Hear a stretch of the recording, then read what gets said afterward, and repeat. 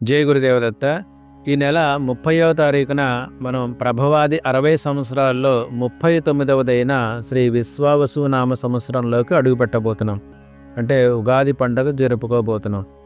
ఈ విశ్వావసు నామ సంవత్సరం యొక్క ఫలితం ఏ విధంగా ఉండబోతోంది, అలాగే ఈ విశ్వావసు నామ సంవత్సరంలో ఏర్పడుతున్న షష్టగ్రహ కూటమి వల్ల మనకు ఏదైనా హాని జరగబోతుందా అన్న విషయాన్ని, అలాగే ఏ రంగు వస్త్రాలు ధరించాలి, ఏ విధమైన పరిహార క్రియలు చేసుకోవాలనేది మీకు ఈ వీడియోలో తెలియజేస్తాను. వీడియో చివరి వరకు చూడండి.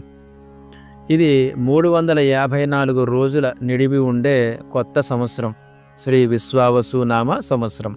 విశ్వావసు అంటే విశ్వానికి, అంటే సమస్త జనులకి కూడా శుభాన్ని ఇచ్చేది, సంతోషాన్ని ఇచ్చేది అని అర్థం. అంటే ఈ సృష్టిని రక్షించే శ్రీమన్నారాయణుడి యొక్క అవతారమైన విరాట్ పురుషుడు ప్రజలందరికీ కూడా వారి వారి కర్మానుసారంగా సుఖ సంతోషాలని ఎక్కువగా అనుగ్రహించే సంవత్సరం అన్నమాట. అంటే దీనివల్ల మనకు తెలిసి వచ్చేది ఏంటంటే, ఈ సంవత్సరం అంతా కూడా ప్రజలందరూ కూడా ఆనందంగా ఉంటారు, ఉత్సాహంగా ఉంటారు, సుఖవంతమైన విలాసవంతమైన జీవితాన్ని అనుభవిస్తారు. ఆ రకమైన పరిస్థితులు మనకు కనిపిస్తున్నాయి. అలాగే ఈ విశ్వావసు నామ సంవత్సరానికి అధిపతి వచ్చి ప్రత్యక్షంగా కంటికి కనిపించే ప్రత్యక్ష నారాయణుడైన సూర్యభగవానుడు. అలాగే ఈ సంవత్సరానికి అధిదేవత విశ్వావసు అనే గంధర్వుడిగా కూడా మనం తీసుకోవచ్చు. వీటి గురించి మనం తర్వాత మాట్లాడుకుందాం. అయితే ముఖ్యమైన విషయం ఏంటంటే, ఈ నెల 29న అలాగే 30వ తారీఖున మీనరాశిలో రవి, చంద్ర, బుధ, అలాగే శుక్ర, శని, రాహువులు కలవడం వల్ల షష్టగ్రహ కూటం అనేది ఏర్పడుతుంది. మరి దీని గురించి చాలామంది వీడియోలు ఇప్పటికే చేస్తున్నారు. చాలామందిని భయపడుతున్న వీడియోలు కూడా మనకి ఇంటర్నెట్లో లభిస్తున్నాయి. అయితే నిజంగా దీనివల్ల మనకి హాని కలుగుతుంది అన్నది కనుక మనం పరిశీలించినట్లయితే, షష్టగ్రహ కూటములు కానీ, పంచగ్రహ కూటములు కానీ, అష్టగ్రహ కూటములు కానీ, లేకపోతే గ్రహణాలు అనేవి, ఇవన్నీ కూడా దేశారిష్ట యోగాల కింద చెప్పబడ్డాయి. ముఖ్యంగా గ్రహణాల సంగతి అటుంచి, ఈ గ్రహ కూటములు ఏవైతే ఉంటాయో వీటి వల్ల దేశారిష్ట యోగం అనేది ఏర్పడుతుంది తప్ప, వ్యక్తిగతంగా మీనరాశి వారికి కానీ మరి ఏ రాశుల వారికి కానీ దీని గురించి భయపడవలసిన పని లేదు.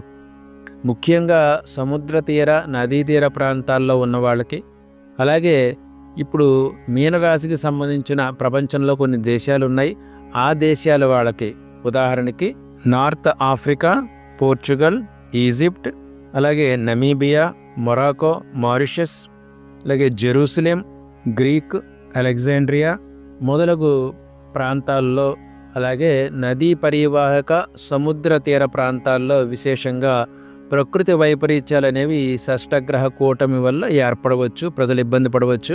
అలాగే ముఖ్యంగా వైరస్ సంబంధించిన వ్యాధులు కూడా ప్రబలే అవకాశం అనేది కనిపిస్తుంది. అయితే రాహు యొక్క ప్రభావం అనేది ఈ సంవత్సరం మనకు ఎక్కువగా కనిపిస్తుంది. కాబట్టి రాహు వల్ల ఏమవుతుందంటే, వైద్య రంగం అనేది విశేషంగా అభివృద్ధి చెందుతుంది. ముఖ్యంగా ప్రాణాంతకమైన వ్యాధులకి మందులు, టీకాలు కనుక్కోబడడం జరుగుతుంది. కాబట్టి ఎవరూ కూడా భయపడవలసిన పని లేదు. ఇక ఈ విశ్వావసు అనేది గంధర్వులకు సంబంధించిన సంవత్సరంగా కూడా మనం తీసుకోవచ్చు. గంధర్వులు అనేవాళ్ళు దేవజాతికి చెందినవాళ్ళు. వీళ్ళు సంగీత సాహిత్య కళలకి, అలాగే సుఖ సంతోషాలకి, విలాసవంతమైన జీవితానికి కారకులన్నమాట. ముఖ్యంగా మానవులకి వైవాహిక జీవితానికి సంబంధించిన కారకులు కూడా గంధర్వులే అని చెప్పి మనకి మంత్రశాస్త్ర గ్రంథాలు తెలియజేస్తున్నాయి. కాబట్టి ఈ ఉగాది రోజున ప్రతి ఒక్కరూ కూడా, సంవత్సరానికి అధిపతి రాజు సూర్యభగవానుడు కాబట్టి ప్రతి ఒక్కరూ కూడా స్నానం చేసిన తర్వాత, అభ్యంగన స్నానం ఆచరించిన తర్వాత ఓం శ్రీ హంసాయ సూర్యాయ నమః అనే మంత్రంతో సూర్యభగవానుడికి 12 సార్లు నమస్కారం చేసుకోండి. అలాగే ఓం శ్రీ విశ్వావసు గంధర్వాయ నమః అనే మంత్రంతో కూడా 11 సార్లు సూర్యభగవానుడికి నమస్కారం చేసుకోవడం వల్ల గంధర్వుల యొక్క అనుగ్రహం కలుగుతుంది. ఎందువల్లంటే ముఖ్యంగా ఈ సంవత్సరం ఎవరైతే జన్మిస్తారో వారందరూ చాలా మృదుభాషణులుగా, అలాగే వినయ సంపదతోటి, చక్కగా వాక్చాతుర్యంతో, అందంగా, అలాగే మంచి ఆర్టిస్టిక్ మైండ్ తోటి ఉండడం అనేది జరుగుతుందని చెప్పి మనకి గ్రంథాలు తెలియజేస్తున్నాయి. కాబట్టి ఈ విశ్వావసు సంవత్సరంలో ప్రజలందరూ కూడా విలాసవంతమైన జీవితాన్ని గడుపుతారు. ముఖ్యంగా రాహు యొక్క ప్రభావం ఉండడం వల్ల పాజిటివ్ వేలో కనుక మనం ఆలోచించినట్లయితే మందులు కనుక్కోబడడం జరుగుతుంది, కొత్త కొత్త వస్తువులు కనుక్కోబడడం జరుగుతుంది.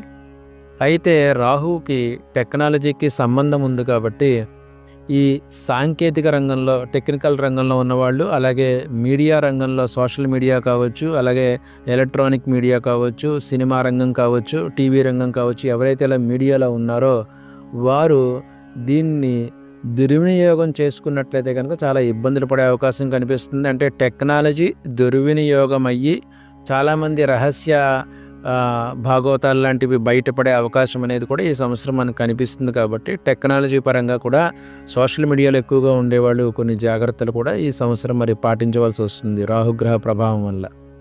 ఇక షష్టగ్రహ కూటమి గురించి ఎవరూ కూడా భయపడవలసిన పని లేదు. ఈ సంవత్సరం ప్రత్యేకించి ప్రతి ఒక్కరూ కూడా, ముఖ్యంగా మీనరాశి వారు అలాగే అన్ని రాశుల వాళ్ళు కూడా పంచ పల్లవాలతో నిండిన నీటితోటి స్నానం చేయాలి. అంటే మేడి, మామిడి, జువ్వి, రావి, మర్రి ఈ 5 చెట్ల ఆకుల్ని కూడా మీరు తెచ్చుకుని శుభ్రంగా కడుక్కొని స్నానం చేసే నీటిలో ఉంచుకుని ఆ నీటితోటి అభ్యంగన స్నానం ఉగాది రోజు చేయడం వల్ల ఈ షష్టగ్రహ కూటమి వల్ల దుష్ప్రభావం అనేది మన మీద పడకుండా ఉంటుంది. ఏ రకమైన చెడు ప్రభావం మన మీద పడకుండా ఈ పంచ పల్లవాలతో నిండిన నీటితోటి స్నానం చేయడం వల్ల మనకు ఆ దోష పరిహారం అవుతుంది.